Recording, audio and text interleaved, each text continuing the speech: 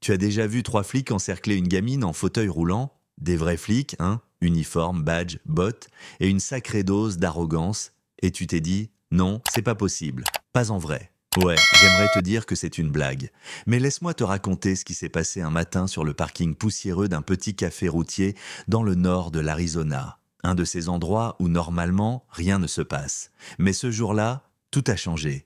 Elle s'appelait Nina Calderon, 10 ans, maigre comme un fil, les joues pâles, quelques mèches de cheveux sous un bonnet tricoté. Elle était là, dehors, emmitouflée dans une grosse couverture, les bras croisés sur les genoux, comme si elle se protégeait de plus que le vent du matin. Ses parents étaient à l'intérieur pour commander le petit-déj. Tu voyais qu'ils avaient l'habitude, la laisser à vue près de la vitre, pensant que personne ne la remarquerait. Mais ce matin-là, le monde ne l'a pas ignorée. Il s'est arrêté, en voiture de patrouille, sans sirène, juste le bruit lent des pneus crissant sur le gravier. Trois flics en sont descendus, blancs, la quarantaine, avec cette posture de mecs qui pensent que tout leur appartient. Le chef grand, lunettes miroir, mâchoire tellement serrée qu'elle aurait pu casser des noix. Il la regarde et sourit, pas un sourire gentil, un rictus. Eh ben, on a abandonné son petit problème devant la porte. Tu vois le genre, la voix moqueuse, arrogante, qui veut dominer. Un des plus jeunes ricane. À tous les coups, elle veut gratter de la pitié. Couverture, crâne rasé, ça marche à tous les coups, hein? Le troisième s'avance, gros ventre qui dépasse de son gilet pare-balles. T'as un permis pour traîner là, ma belle? C'est ton territoire maintenant?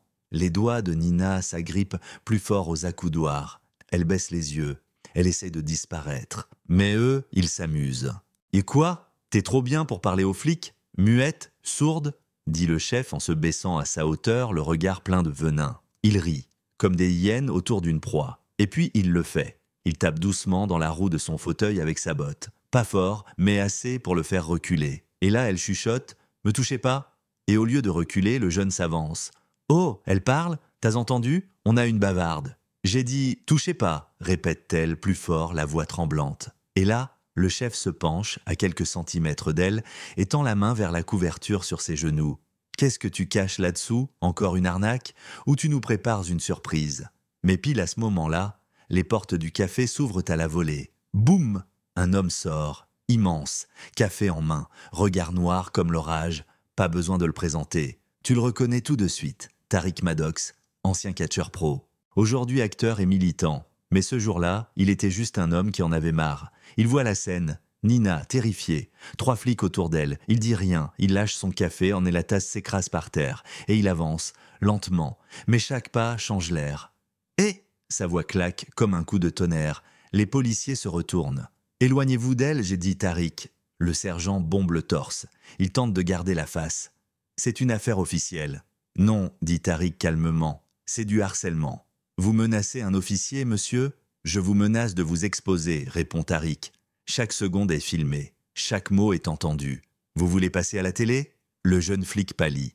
Un ado pas loin tenait son portable en l'air. En direct, frère, Facebook, Insta, TikTok, partout, le troisième flic recule d'un pas.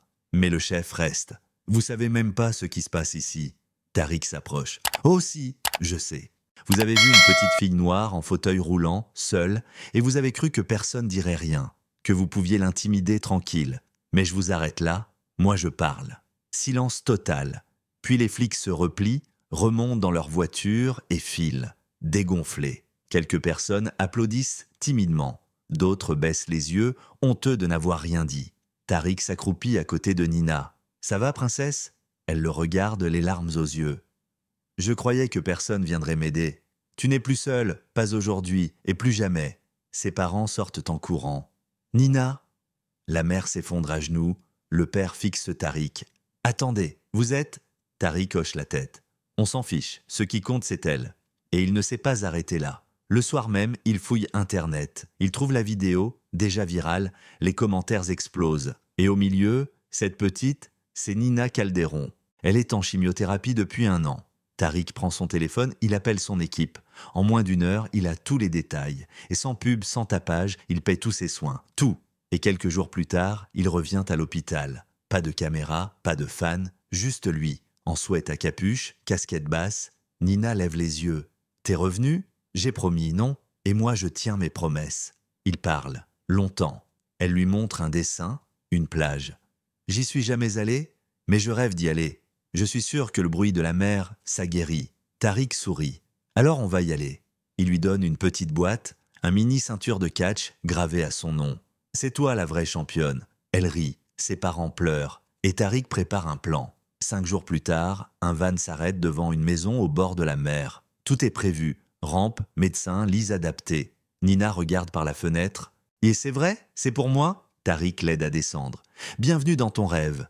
Il la porte jusqu'à la mer. Elle touche l'écume avec ses orteils. Et là, elle éclate de rire. Vrai rire. Celui qui guérit. Ils s'assoient dans le sable. Pas de douleur, pas de chimio, juste le vent et les vagues. Le soir, feu de camp. Guimauve. Tariq raconte des histoires de ring. Elle rigole. Elle vit. Une semaine plus tard, il l'emmène voir un match en vrai. Fauteuil décoré, t-shirt n'abandonne jamais. Elle est en ringside, juste là. Et là, au micro, Tariq annonce « Ce soir, ce combat est pour la plus forte d'entre nous, Nina !» Le public hurle. Elle sourit, timide. Après le match, Tariq descend du ring, haletant, et lui donne sa ceinture de champion. Elle est à toi, et cette petite fille invisible devient une légende. Mais ça s'arrête pas là. Il l'invite chez lui. Fête surprise. Ballon, gâteau, star. Il lui passe une médaille autour du cou. Pour avoir montré au monde ce que c'est le vrai courage. Et plus tard, à une soirée caritative, elle monte sur scène à ses côtés.